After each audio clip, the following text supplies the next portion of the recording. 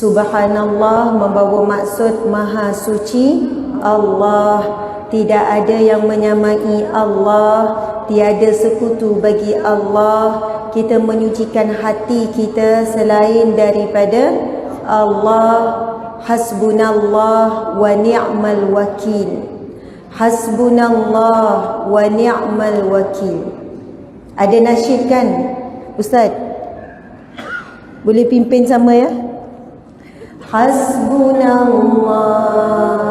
wa ni'mal wakil wa ni'mal maula wa ni'mal nasir. Hasbunallah. Ustaz cover.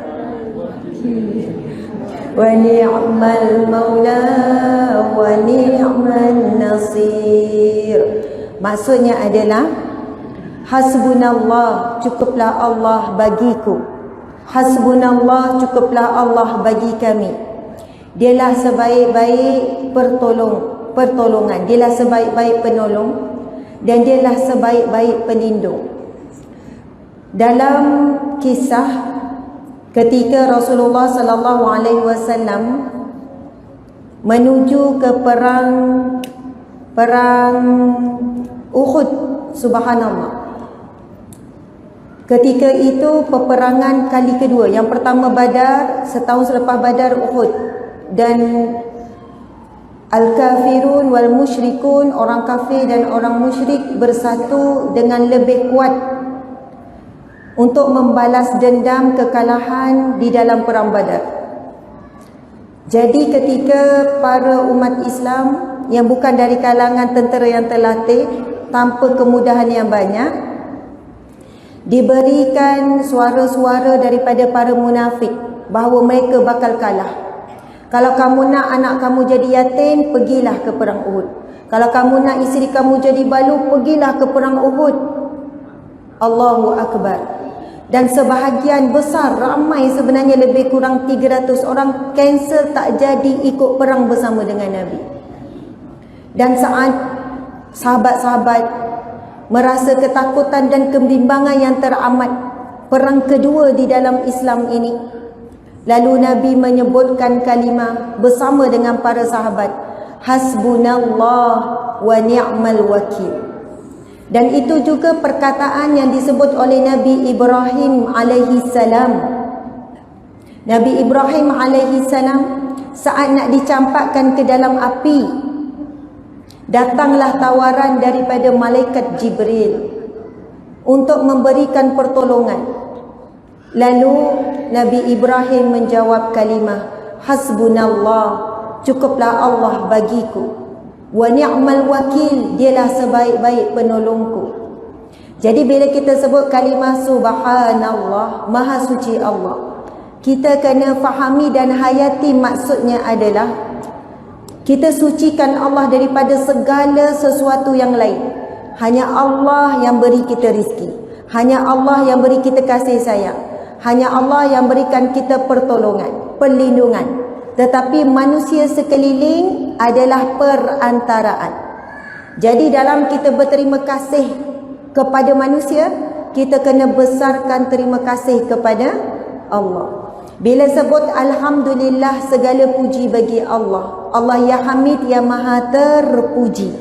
Allah sangat suka apabila kita memujinya, sehingga dalam satu hadis Nabi bersabda, subhanallah walhamdulillah tamla'u wa tamla'ani ma bainal ardi was samawat.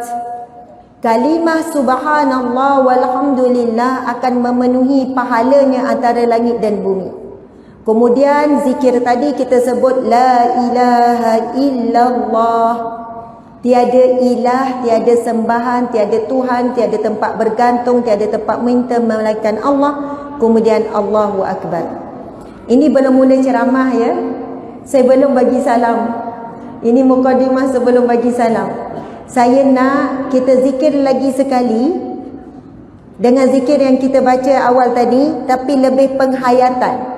Sebab itulah tadi tu pembantu saya minta begini, saya bimbang ada yang bangun. Itu yang saya kata tak payah buat. Sebab takut salah faham, suruh bangun.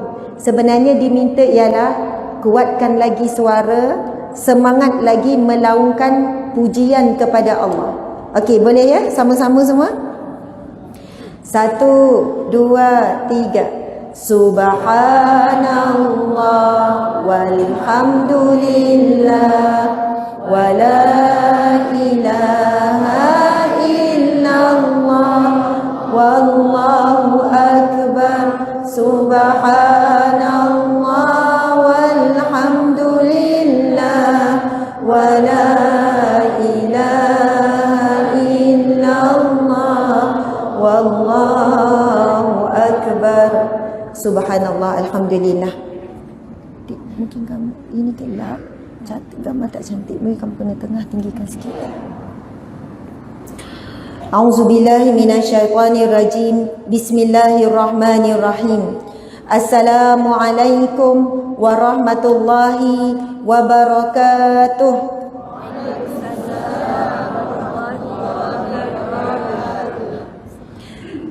Kita orang apa khabar? Alhamdulillah, subhanallah. Kami pun sihat. Alhamdulillah. Kami harap kita orang nerima kedatangan kami. Masya Allah. Tunggu. Kami sayang kita orang semua. Subhanallah, alhamdulillah. Kami harap kami tak kami salah kelakar. Betul. Subhanallah, alhamdulillah, subhanallah. Alhamdulillahi rabbil alamin. Segala puji bagi Allah. Kita sedang berada di rumah Allah. Dalam perjalanan datang ke rumah Allah, Allah sudah tahu apa niat kita datang. Kerana Allah ataupun kerana selain daripada Allah.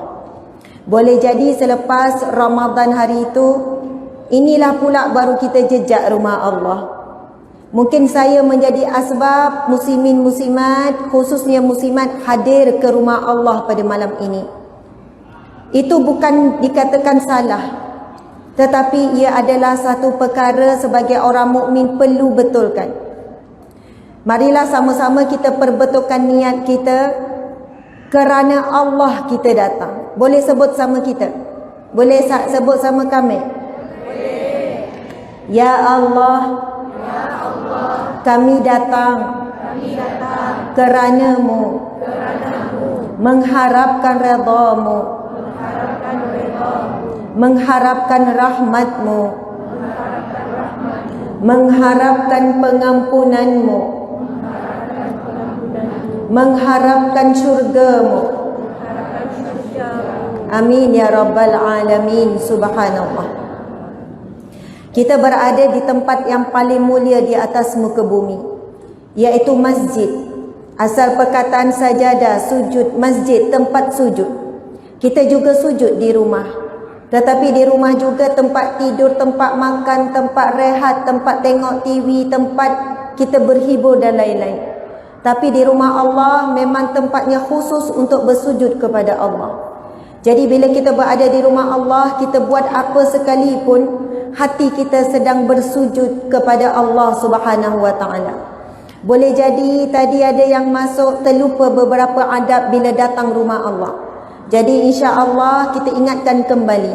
Masuk ke rumah Allah dengan kaki kanan. Mungkin ada yang confuse. Kaki kanan ke kiri tadi. Jadi tak perlu keluar ya. Dah duduk diam-diam. Tapi doa. Mungkin ada yang belum baca doa. Jadi kita baca doa sama-sama ya. Bismillahirrahmanirrahim.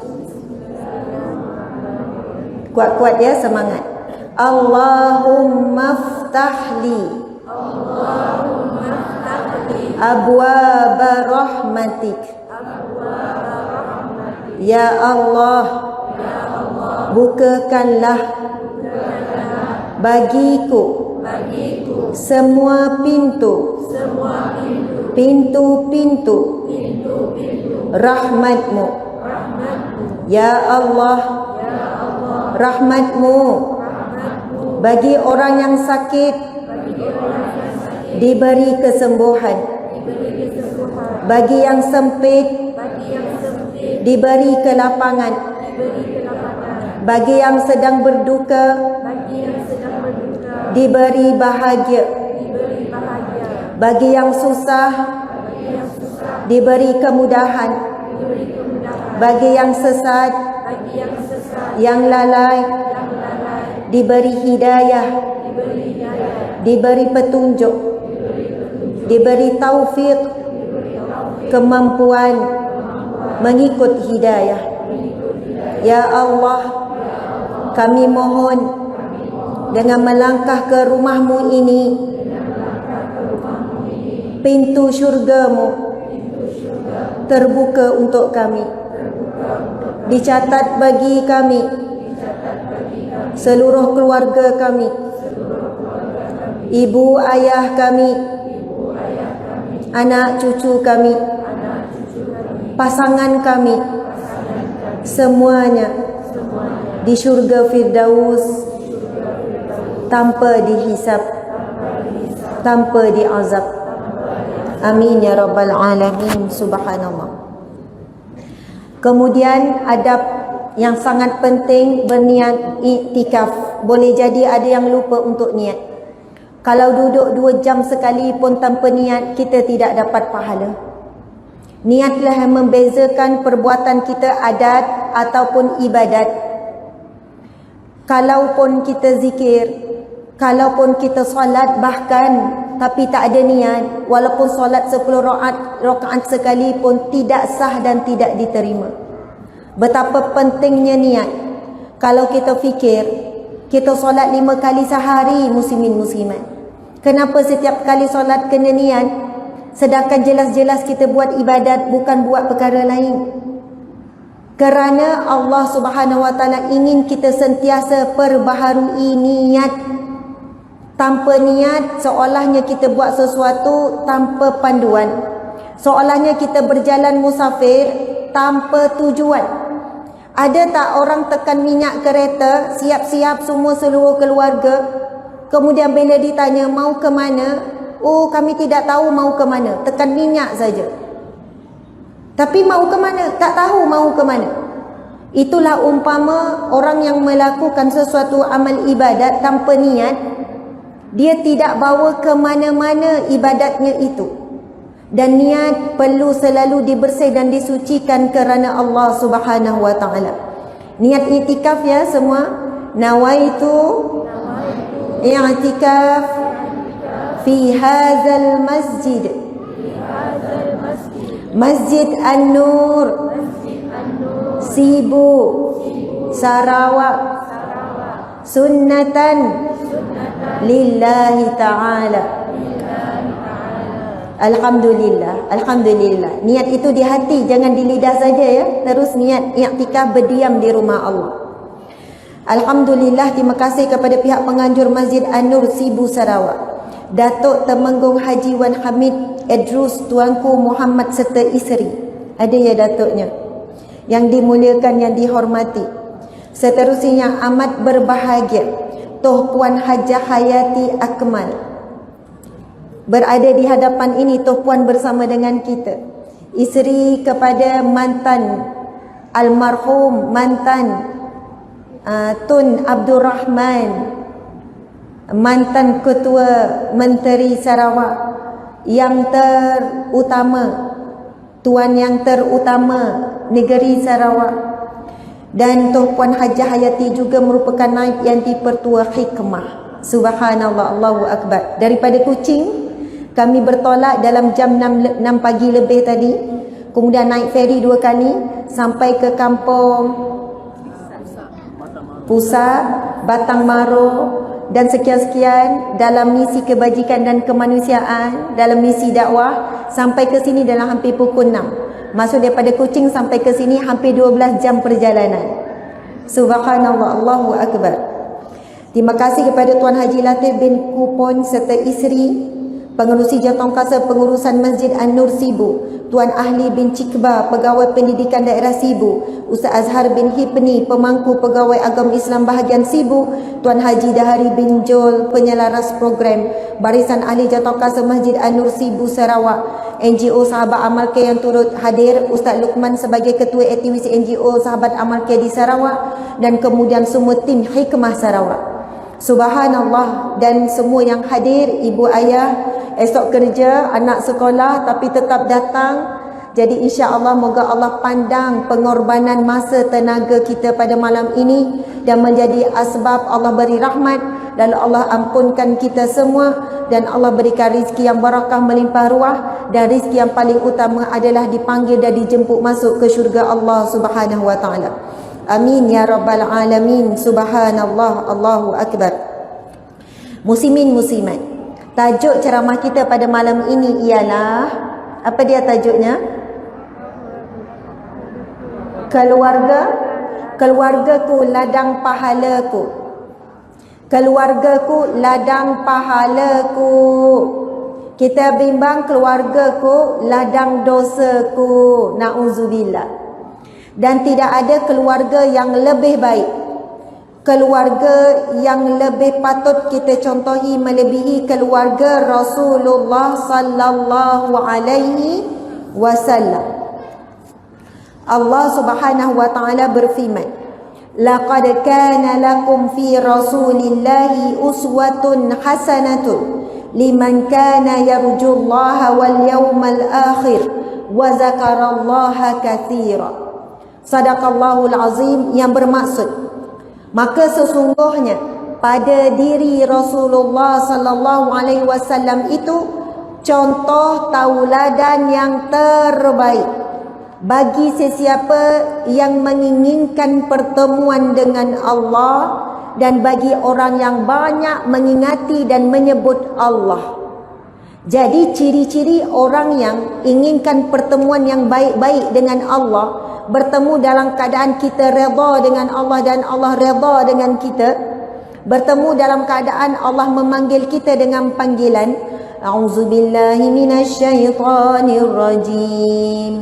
Ya ayyatuhan nafsul mutmainnah, wahai jiwa-jiwa yang tenang, irji'i ila rabbiki radiyatan mardiyah, kembalilah kepada Tuhanmu dalam keadaan kamu redha dan kamu diredai oleh Allah. Fadkhuli fi ibadi wadkhuli jannati, maka masuklah wahai hambaku yang jiwanya tenang di kalangan hamba-hambaku yang saleh dan jemput masuk ke dalam syurgaku. Kita mengharapkan saat kita bertemu dengan Allah setelah sakaratul maut, kita dipanggil dengan panggilan wahai jiwa yang tenang, kembali kepada Tuhanmu dalam keadaan kamu redha dan kamu diredai, dan masuk kamu di kalangan hamba-hambaku yang saleh dan masuk kamu ke dalam syurgaku. Inilah panggilan yang paling kita impikan sebagai hamba Allah yang Allah alukan kembalinya kita kepada Allah Subhanahu wa taala. Namun ciri-cirinya adalah orang yang menjadikan Rasulullah contoh tauladan yang terbaik.